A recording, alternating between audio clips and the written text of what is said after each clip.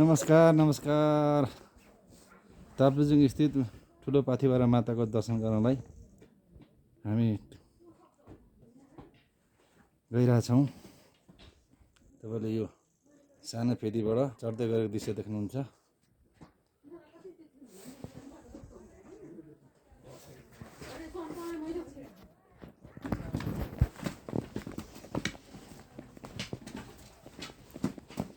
सिधा सिधा सिधा हिँड्नु भाइ, सिधा हिँड्नु, सिधा हिँड्नु।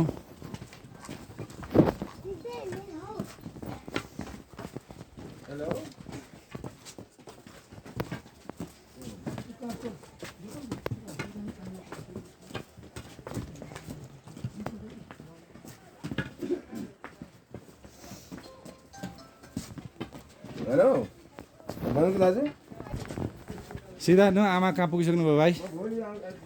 कुद्नुहुँदैन?